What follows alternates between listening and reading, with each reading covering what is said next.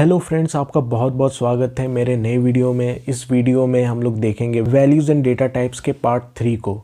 मैंने पार्ट 1 और part 2 already upload करके रखा है, तो आप लोग उसे जाके देख सकते हैं। लिंक मैंने डिस्क्रिप्शन में दे रखा है, तो आप जाके वहाँ से मेरे पार्ट 1 और पार्ट 2 को आराम से देख सकते हैं। मैंने उसमें सब कुछ एक्सप्लेन किया है वैल्यूज़ एंड डेटा टाइप्स के बारे में। तो मेरा नाम है अभिषेक कुमार और इस वीडियो को शुरू करते हैं। तो आज की इस वीडियो में हम लोग देखेंगे, जैसे हमारे चैप्टर का नाम है वैल्यूज़ एंड डेटा टाइप्स, तो डेटा टाइप्स जो होता है उसके बारे में हम लोग समझेंगे कि डेटा टाइप्स क्या होता है, डेटा टाइप्स के अंदर क्या क्या आते हैं। तो थोड़ा हम लोग डेटा टाइप्स को देखेंगे। उससे पहले हम लोग देखेंगे जो हमारा डेटा होता है, डेटा का खुद का एक साइज़ होता है जो हमारे हार्ड डिस्क में जाकर सेव होता है या पेन ड्राइव में सेव होता है या रैम के ऊपर जाता है। तो ये जो डेटा होते हैं, हर एक डेटा का खुद का एक साइज़ होता है। तो हम लोग उस साइज़ के बारे में देखेंगे जिसे हम लोग मेमोरी यूनिट बोलते हैं, मेमोरी यूनिट्स। तो इसके बारे में हम लोग देखेंगे कि मेमोरी यूनिट्स क्या होते हैं। तो जो सबसे स्मॉलेस्ट, एकदम सबसे छोटा जो डेटा साइज जो होता है हमारा मेमोरी यूनिट होता है, वो होता है बिट। जैसे यहाँ पे एक बिट लिखा है, तो एक बिट हमारा बेसिकली बाइनरी होता है 0 और 1। आपने अपने प्रीवियस क्लासेस में पढ़ा होगा कि बाइनरी नंबर्स क्या होते हैं, बाइनरी क्या होता है। तो बाइनरी होता है बेसिकली 0 और 1। तो एक बिट जो हमारा जो साइज़ है, मेमोरी यूनिट है, वो 0 और 1 सिर्फ एक बाइनरी को लेता है इस तरह करके। तो ये हमारा सबसे स्मॉलेस्ट यूनिट होता है मेमोरी में। तो हमारे एक बीट के अंदर क्या होता है, 0 और 1 होता है जो कि बाइनरी होता है। और जब 8 बीट्स मिल जाते हैं, यानी 1 2 3 4 5 6 7 8, तो ये 8 बीट्स जब एक साथ मिल जाते हैं तो हमारा एक बाइट क्रिएट होता है। एक बाइट भी काफ़ी छोटा यूनिट होता है। उसके बाद आता है हमारा 1024 बाइट्स, यानी 8 बीट्स मिलकर एक बाइट बनता है। और 1024 बाइट्स जब एक साथ मिला दोगे तो आपका एक केबी बनता है। आपने केबी तो सुना ही होगा, केबी हमारा मेमोरी यूनिट है। केबी भी हमारा बहुत स्मॉलेस्ट होता है। उसके बाद फिर आता है आपका 1024 केबीज़ को अगर आप मिला दोगे तो आपका 1 MB बनता है। 1 MB बहुत पहले, आज से 2010 या 2009 में 1 MB के गाने आते थे।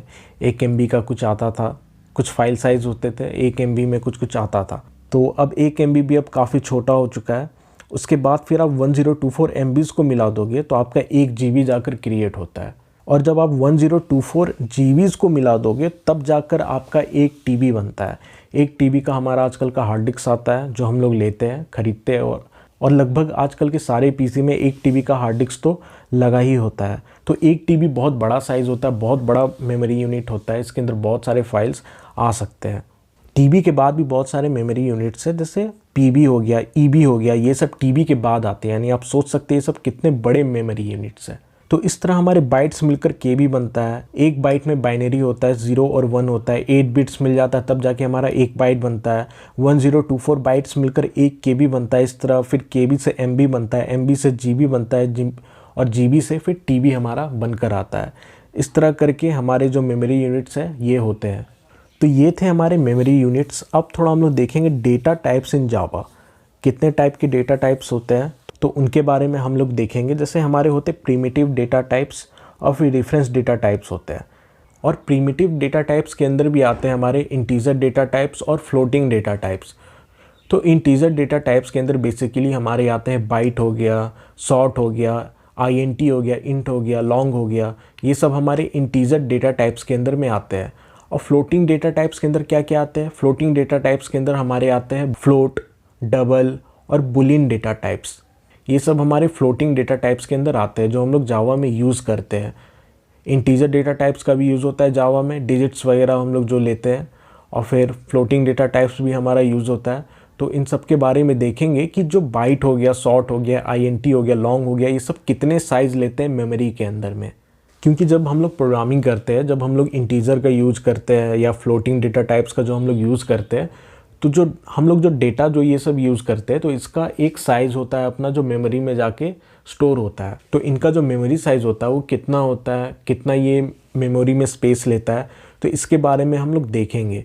तो सबसे पहले आपका ऊपर में आता है बाइट, और इसका जो वैल्यू रेंज होता है वो होता है -128 से लेके 127 तक का इसका वैल्यू रेंज होता है। उसके बाद फिर हमारा आता है शॉर्ट। शॉर्ट कितना बड़ा होता है, तो इसमें 16 बीट्स का यूज़ होता है। शॉर्ट हमारा 16 बीट्स का होता है और इसका वैल्यू रेंज होता है -32,768 से लेकर 32,767 तक का इसका वैल्यू रेंज होता है। इसी तरह INT का भी होता है 32 बिट्स होता है, इसका भी वैल्यू रेंज आप देख सकते हैं।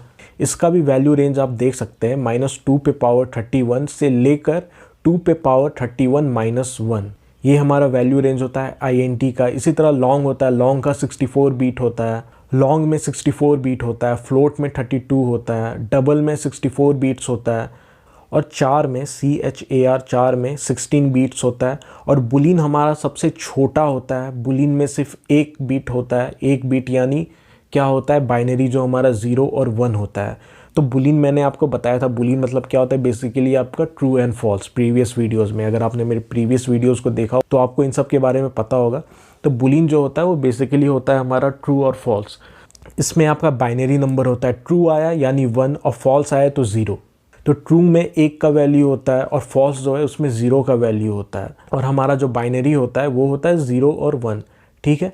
इसमें सिर्फ 1 बीट का यूज़ होता है। तो हमारा जो बुलियन होता है वो सबसे छोटा होता है डेटा टाइप्स में। तो ये थे हमारे जावा के डेटा टाइप्स और उनके जो साइज होते हैं उनके बारे में हमने देखा और उनके वैल्यू रेंज को हमने यहाँ पर देखा। अब यहाँ हम लोग देखेंगे टाइप कन्वर्जन के बारे में। टाइप कन्वर्जन क्या होता है? तो टाइप कन्वर्जन के 2 भाग होते हैं, तो उनको हम लोग देखेंगे। पहला जो होता है वो होता है इम्प्लिसिट टाइप कन्वर्जन और दूसरा होता है एक्सप्लिसिट टाइप कन्वर्जन। ये 2 कन्वर्जन होते हैं, 2 टाइप के कन्वर्जन होते हैं, जिसको हम लोग बारी बारी करके देखेंगे कि क्या होता है इम्प्लिसिट टाइप कन्वर्जन और एक्सप्लिसिट टाइप कन्वर्जन। तो यहाँ पे मैं बता दूँ, जो इम्प्लिसिट टाइप कन्वर्जन होता है इसके अलग बहुत सारे नाम हैं। तो इम्प्लिसिट टाइप कन्वर्जन को हम लोग ऑटोमेटिक टाइप कन्वर्जन भी कहकर बुलाते हैं, टाइप प्रमोशन भी बोलते हैं, वाइडनिंग कन्वर्जन भी बोलते हैं। ये अलग अलग नाम होते हैं इम्प्लिसिट टाइप कन्वर्जन के। तो इम्प्लिसिट टाइप कन्वर्जन क्या होता है? तो ये बेसिकली कन्वर्जन होता है डेटा टाइप का, जो कंपाइलर की मदद से होता है, जावा कंपाइलर की मदद से होता है। और इसमें प्रोग्रामर का कोई हाथ नहीं होता है, ये कंपाइलर यानी कंप्यूटर खुद ब खुद करता है। इसमें होता क्या है, जो लोअर डेटा टाइप जो होता है ना, वो कन्वर्ट कर जाता है किसमें, हायर डेटा टाइप में। उसे जावा कंपाइलर जो है उसे कंपाइल करके कन्वर्ट कर देता है लोअर डेटा टाइप को हायर डेटा टाइप में। उसी को कहते हैं हम लोग इम्प्लिसिट टाइप कन्वर्जन। इसके अब हम लोग कुछ एग्जांपल देखेंगे। जैसे यहाँ पर एग्जांपल आप देख सकते हैं, जैसे डबल है प्लस INT, ठीक है, इन दोनों का कन्वर्जन हो रहा है यहाँ पर। तो इसका जो रिजल्ट आएगा वो आएगा डबल। डबल जो हमारा है वो हायर डेटा टाइप है, इसलिए जब डबल और INT जो है वो लोअर टाइप डेटा है तो होगा क्या है, यहाँ पे डबल प्लस INT, तो डबल बड़ा है तो डबल ही रिजल्ट बनकर आएगा। डबल भी क्या करेगा, INT को जो है कन्वर्ट कर देगा खुद में, तो वो INT आपका डबल में कन्वर्ट हो जाएगा। तो इसी को कहते हैं कन्वर्जन, इम्प्लिसिट टाइप कन्वर्जन। अब जैसे यहाँ पे फ्लोट है, फ्लोट प्लस सॉर्ट, तो इनमें से कौन सा हायर डेटा टाइप है? तो आप यहाँ जानते हैं, यहाँ जो फ्लोट है वो हायर डेटा टाइप है सॉर्ट से, और सॉर्ट जो हमारा है वो लोअर डेटा टाइप है। यहाँ पर यहाँ जो फ्लोट है वो सॉर्ट को कन्वर्ट कर देगा किसमें, फ्लोट में, वो खुद जैसा बना लेगा सॉर्ट को भी। फिर यहाँ पे एक और तीसरा एग्जांपल आप देख सकते हैं, जैसे INT प्लस लॉन्ग।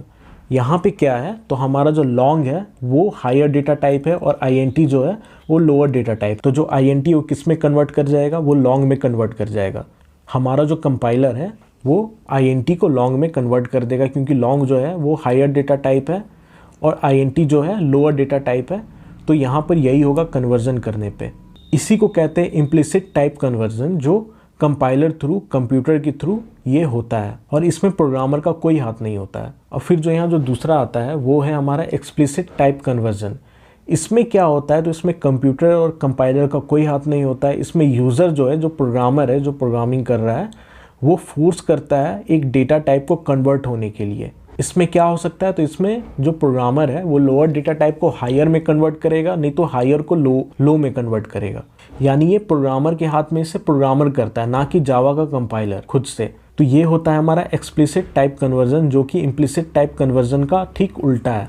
अब जैसे यहाँ पे अगर आपको डेटा टाइप चेंज करना है तो इसका एक सिंटैक्स होता है। यहाँ पे जैसे ब्रैकेट में डेटा टाइप आप देंगे और फिर उसके बगल में उसका वैल्यू लिखेंगे, ठीक है। तो यहाँ पर एक एग्जांपल देखते हैं इस सिंटैक्स का यूज़ करते हुए। जैसे यहाँ पे INT = A है और फिर हम लोग क्या करेंगे, डेटा टाइप लिखेंगे ब्रैकेट के अंदर में। मान लीजिए से हमने यहाँ पे यूज़ किया है INT का, और यहाँ पे वैल्यू हम लोग दे देंगे, तो वैल्यू है मान लीजिए 6.5, और फिर यहाँ पे हम लोग सेमीकोलन दे देंगे और यहाँ पर फिर हमारा कन्वर्जन होगा। तो यहाँ पर जो है कन्वर्जन होगा यूज़र के थ्रू। तो यहाँ पे होगा क्या, जो A है, A का वैल्यू हो जाएगा 7, यहाँ पर होगा क्या, 7.5 का जो फ्रैक्शनल पार्ट है वो हट जाएगा, क्योंकि ये INT है। मैंने इसके बारे में प्रीवियस वीडियोस में आपको बताया, तो आपको यहाँ पे समझ में आ रहा होगा कि मैं क्या कह रहा हूँ। तो इसका जो फ्रैक्शनल पार्ट है वो रिमूव हो जाएगा और जो 7 है वो A में चला जाएगा, तो A का जो वैल्यू है यहाँ पे वो 7 हो जाएगा। तो इस तरह आप 7.5 जो एक फ्रैक्शनल फॉर्म में है उसको आप इंटीजर में कन्वर्ट कर सकते हैं। तो A का वैल्यू हो जाएगा 7। यहाँ पे आप दूसरा एग्जांपल भी दे सकते हैं, जैसे INT B = हो गया। यहाँ पे आप INT आपने लिख दिया ब्रैकेट में, और फिर आपने यहाँ पे वैल्यू जो है, वैल्यू की जगह आपने लिख दिया x, और x का वैल्यू कितना है, और x का वैल्यू मान लीजिए 5.5 है। तो यहाँ पे जो B = कितना हो जाएगा, 5 हो जाएगा, क्योंकि 5.5 जो है वो फ्रैक्शन में है और यहाँ पे इंटीजर में कन्वर्ट होगा। तो क्या होगा, इसका जो 5 है इसमें आ जाएगा और बाकी 0.5 जो है वो रिमूव हो जाएगा, वो नहीं रहेगा INT के साथ में। तो इस सिंटेक्स का यूज़ करके आप डेटा टाइप जो है चेंज कर सकते हैं, और ये कौन करेगा, ये प्रोग्रामर करेगा, ना कि जावा का कंपाइलर। आप इसे खुद करा रहे हो, फोर्सली करा रहे हो, तो ये जो आपका है ये एक्सप्लिसिट टाइप कन्वर्जन के अंदर आ जाता है। लेकिन मैनुअली करने में कुछ प्रॉब्लम्स भी आती है एक्सप्लिसिट टाइप कन्वर्जन में। जैसे आप डबल से फ्लोट में कन्वर्ट कर रहे हैं, तो डबल हमारा क्या है, हायर टाइप डेटा है। तो जब आप इसको फ्लोट में कीजिएगा जो लोअर टाइप डेटा है, तो इसमें होगा क्या, डबल से जो वैल्यू आएगा फ्लोट के अंदर, उसमें से कुछ वैल्यू हो सकता है उसमें से मिसिंग हो जाए, एरर आ जाए आपके प्रोग्राम में। तो ये सब प्रॉब्लम हो सकती है जब आप हायर डेटा टाइप को लोअर डेटा टाइप में कन्वर्ट करोगे, तो हो सकता है उसका कुछ वैल्यू मिसिंग हो जाए, क्योंकि आप उसको हायर से लोअर में कर रहे हो। तो ये होता है हमारा एक्सप्लिसिट टाइप कन्वर्जन। तो यही हमारे टाइप ऑफ कन्वर्जन थे। इम्प्लिसिट टाइप कन्वर्जन मैंने समझा दिया क्या होता है, और एक्सप्लिसिट टाइप कन्वर्जन भी मैंने बता दिया क्या होता है। तो आज का वीडियो बस यहीं तक था। अगर आपको ये वीडियो पसंद आई तो इसे लाइक कीजिए और इस चैनल को सब्सक्राइब करना ना भूलें। और जो हमारा नेक्स्ट चैप्टर है वो है ऑपरेटर्स, तो उसको हम लोग देखेंगे नेक्स्ट वीडियो में। तो ठीक है, टाटा बाय बाय।